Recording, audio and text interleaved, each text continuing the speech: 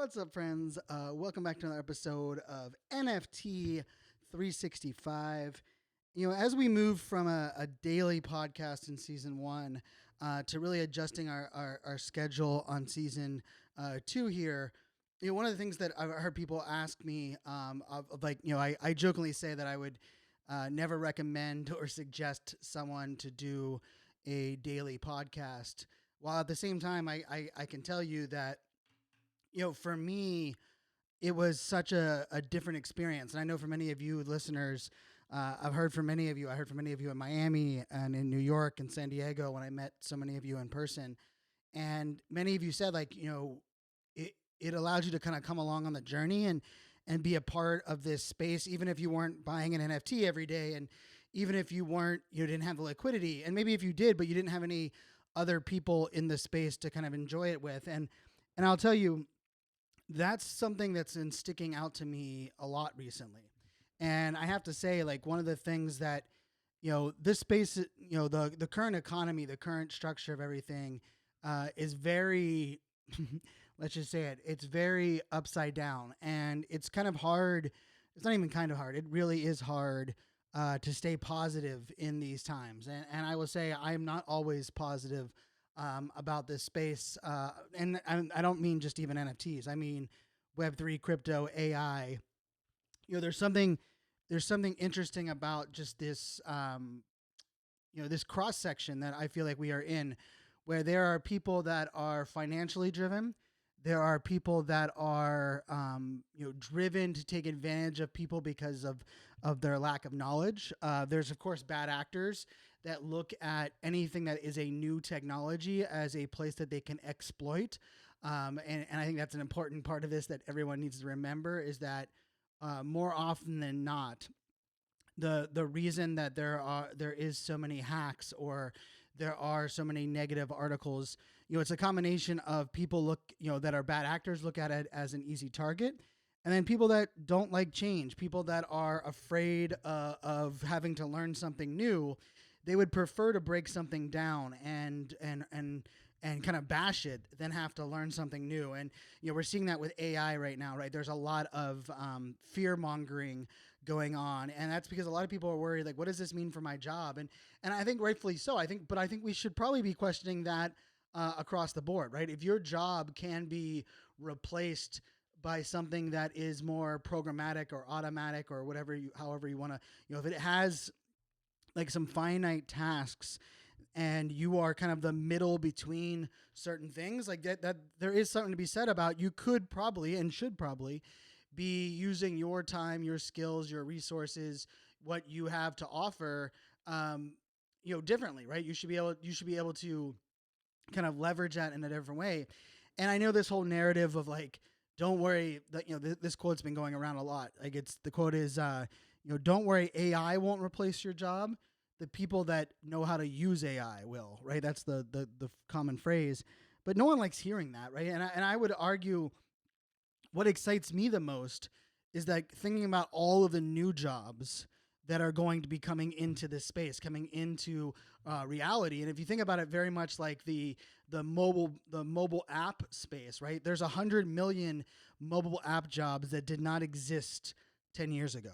Let me say that again. 10 years ago, there was no such thing as a mobile app developer or mobile app anything, right? Even mobile app advertising, or even understanding that entire space, that what is the apps that exist, right? Like, think about how many companies were not a thing. DoorDash, Instacart, Uber, right? All of them were the byproduct of a massive technology integration known as the mobile device.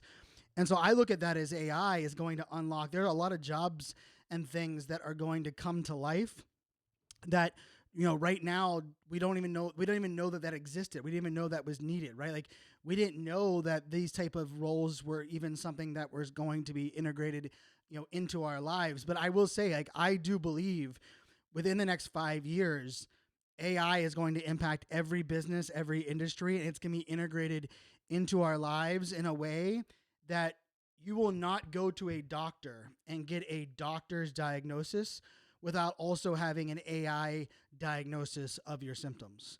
And I know that might sound scary, But if you think about it, right, should we source all possible public data and all data that we can find to get the best answer, or should we trust the doctor that is in our local area that's doing the best they can, but more than likely they're overworked, they're burnt out, and their exposure to what is the latest breaking science is probably based on their couple times a year trainings, and what they are exposed to in their day-to-day lives. And it's not a knock on doctors. I actually think it's going to allow doctors to spend more time doing what they do best, right? Which is that idea of implementation, the bedside care, the idea of being able to source and take what is the best possible scenario, or what give me, because like the way I look at a lot of this is, for every decision that I make, I'm always happy to have more data. And I'm also even more excited to have data that is even broader researched so that I can make a better decision. But ultimately, the doctors are still going to be the ones that are going to work with us as patients to make the decision of what's best. But why not give us more information, more data, more things at our disposal, right? I've uploaded my Apple Watch data to my doctor for many, many years now for my ADHD diagnosis, right? So that they can give me the right medicine. And actually, I lost my ADHD. My Apple Watch came off at the airport in Toronto. So if anyone is in Toronto at the moment, it's currently in the airport. I found my phone, or find my watch, and my Apple Watch is there in Toronto. So it looks like I'm gonna have to get a new Apple Watch. But I say all of that because like all of this has there's so many things going on, and I will tell you, like, the thing about the AI space that is just wild is just the pace of innovation, also the influx of desired attention. And I talked about AI a lot on this podcast. I also I get to work with some cool AI tools like bigroom.tv, which allows me to really take a vertical video and make it horizontal and do it in a dynamic way, also include captions. You guys can check out the link to that in the show notes. But I will tell you, the part of this that is a little bit, not a little bit, it's a lot bit concerning, is this feeling of overwhelm, and also this feeling of like disconnect. And I was thinking about this today. I was going through, I have multiple different wallets with thousands of NFTs.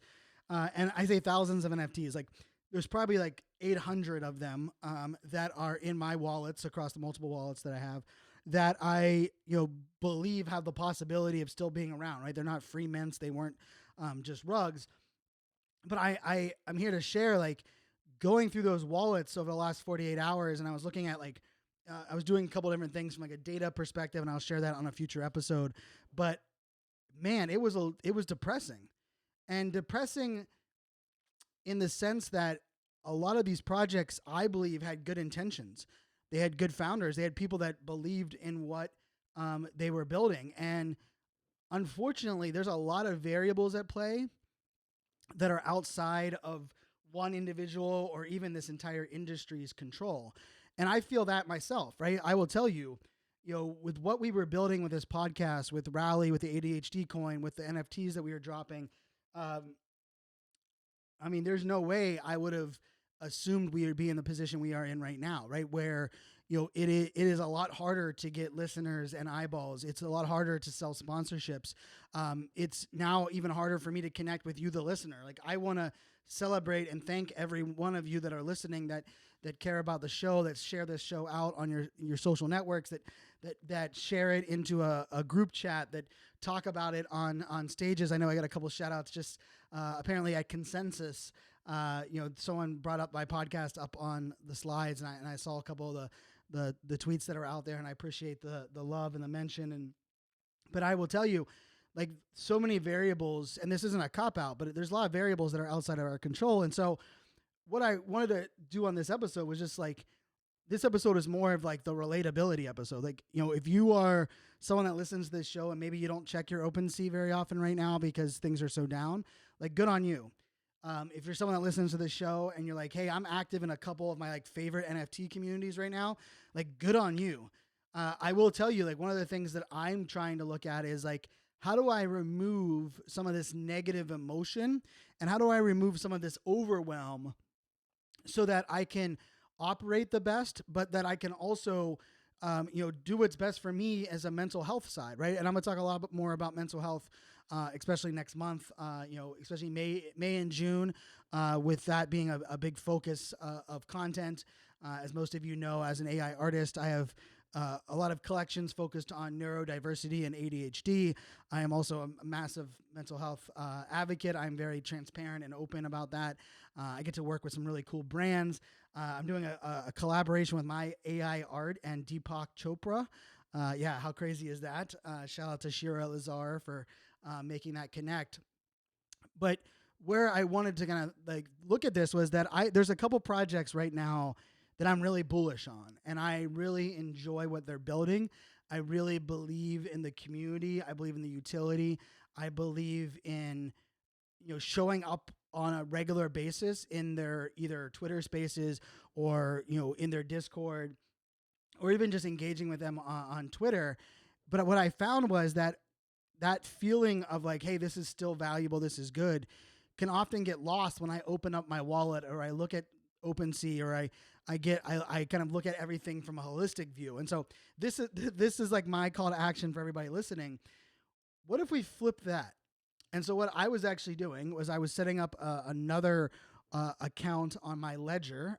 Shout out to Ledger. I own a bunch of Ledger devices, which is where I use to store my NFTs. From a security perspective, it gives me another layer in there. But I also, I really just, for me, I won't make another, like I use hot wallets for, minting, or for things that I need to do that are actually, and I still even, I mint directly to my Ledger, but I do have a couple hot wallets that I still connect to websites for.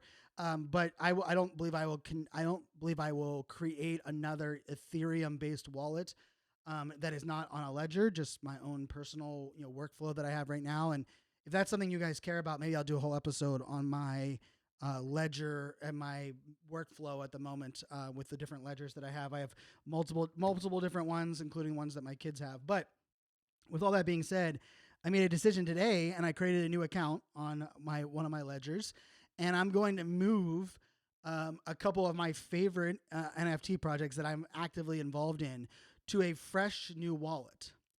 And it's going to cost me some gas. Hopefully gas does not keep going crazy. So it's probably going to cost me like $60-$70 to do so, to move these. But it's worth it for my mental health, because what I'm realizing is that although I'm such a big fan of more data, more information, more insights, I also have to recognize that there are some things that I just need to put into a folder, put into a wallet, and check back on them in many months. There are things that I have to kind of like control the inputs so that I can manage my own output. And so I'm doing that. And I'm also doing in the AI space. I've decided to, I have a couple other Twitter accounts that aren't my main iSocialFans account. And I've decided that on those other accounts, I'm going to follow more of the AI news, because I don't check into those Twitter accounts all the time.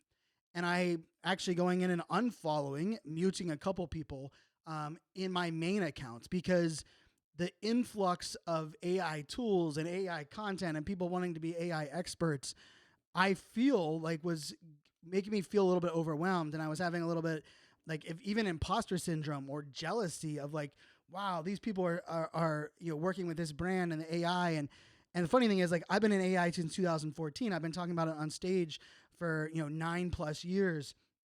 But that feeling of jealousy and imposter syndrome and must be nice is not a feeling that I like having. And so I'm going to control the inputs, right? What I am inputting, by actually following a lot of that content on a different Twitter account. And so it doesn't mean that I won't stay in the know. It doesn't mean that I won't check in on that regularly.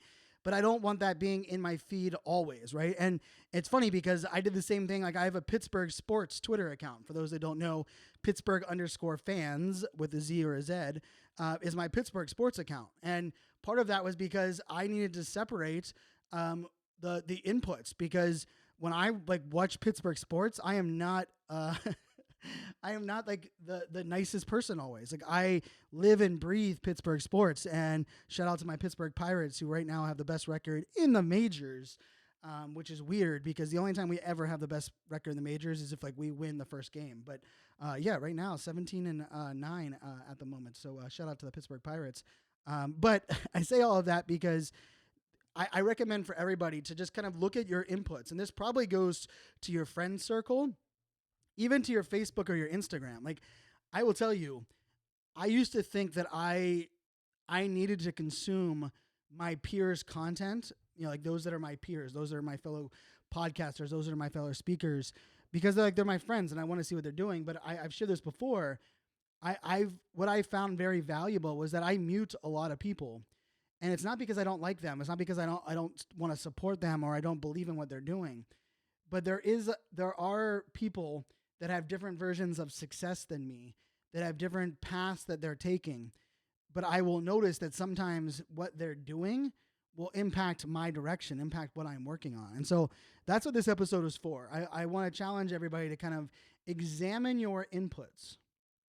Examine what you are allowing to influence your emotion, your energy, and especially like in this NFT crypto space. Like I will tell you, like I don't care about the altcoins right now. I even on Twitter, I went into advanced search and I muted a bunch of the altcoins content on Twitter, and I'm not shaming anyone. Hey, if you trade altcoins, good on you. That's not my specialty. It's not where I'm good at. It's not where I want to spend my attention. And honestly, it's not where I need to get additional FUD into my ear holes or into my own system. So I've always believed that social media isn't inherently bad or negative on our lives. But oftentimes the people we're following, the way that we use it, the fact that we don't train the algorithms, the fact that we don't, like, you should like posts more often on every social network. You should be liking more posts. And people are like, oh, well, I don't even want to like. Well, when you like posts, you're teaching the computer, the algorithm, the AI, the machine learning what you like. It's so easy to blame, our inputs and saying like, oh, social media is bad. Being on our phone all day is bad. No, you should tweak and manage your notifications. I tweak my notifications a couple times a month. I will look at actually right now. I'm testing out the new. Let's see if it'll pop up when I'm here on video. But I'm testing out the new. They have like the whole day in review. You can actually get, rather than getting like your traditional notifications on your iPhone, you can have them stacked, right? You can have all of your and holy cow, I have a lot of them. But you can have them stacked in what they call like this summary, right? So like you can get a summary of notifications rather than what you would traditionally get with all of them. And so I will tell you, like, this is the summary piece. And so what I've gone through, and I was like, you know what? Some of these notifications I want to track. I want to see what's going on.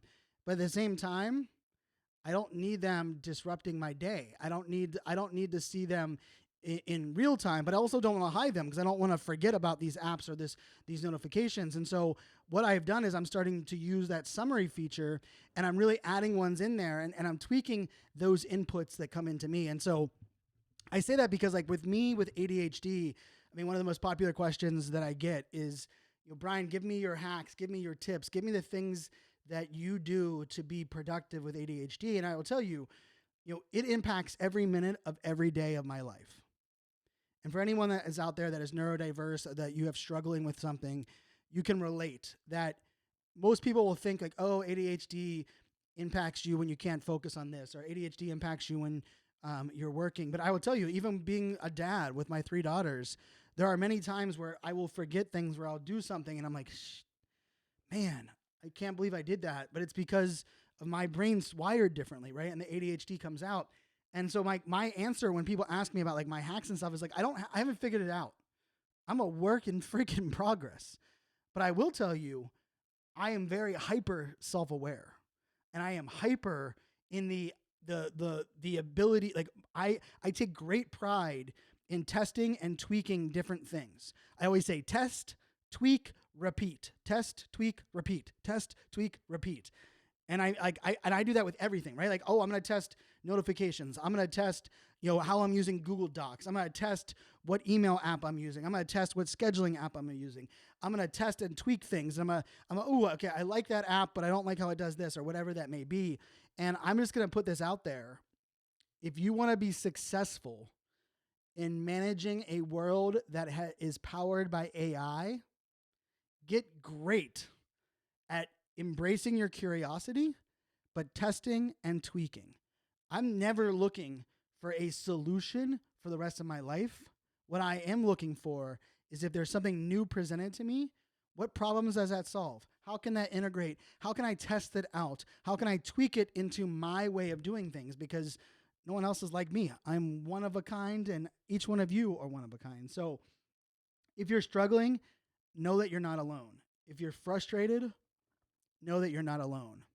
If you're overwhelmed, know that you're not alone. If you are questioning decisions you made over the last 2 years in the NFT space, you're not alone. If you are excited about a couple of things, but you're sad that the entire space is down and you wish others could be a part of the great communities that you're a part of, you're not alone. I feel all of those things. And so I'm here to tell you that it's okay to pause or to tweak your access or what you're using. But I also think start making decisions that are best for you. And I'll report back. One of them I'm making is that I have this new wallet.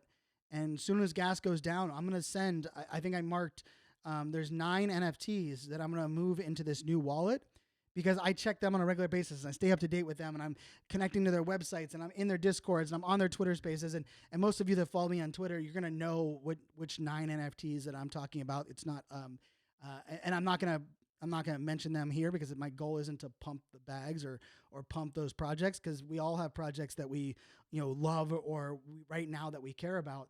But I'm going to tell you is I want to remove them from the negative energy that I get when I open my wallet today. And you can check out, I'm not hidden here, DYODR.eth, right? Do your own damn research.eth.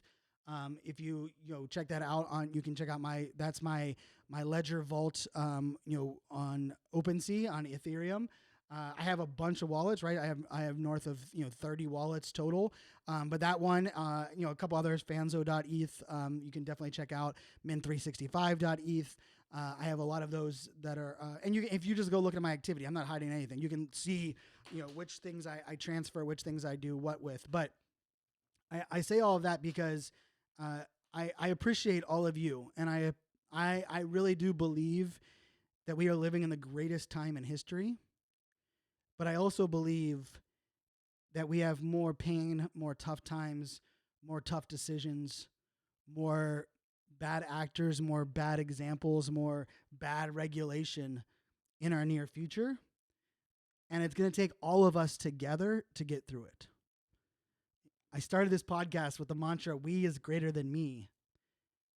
And maybe I need to adapt that now to say, we need we, so that we can continue to focus on me. And I appreciate each and every one of you. And I hope each and every one of you keep on going.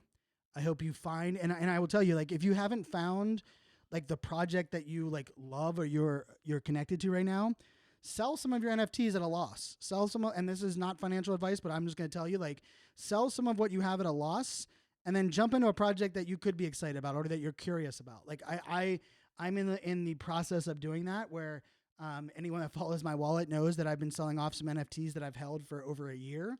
And it's not because I lost faith in those projects, but I want to take that liquidity and invest it heavier on a couple other projects that I'm really excited about it. I'm really active in right now, and I'm excited for what they're building. And I've had a couple other founders here on the podcast that you can go back and listen to. But with all that being said, friends, take care of your mental health. Being self-aware and prioritizing self-love and self-care is not selfish. And we will get through these tough times. We will continue to roll with the punches.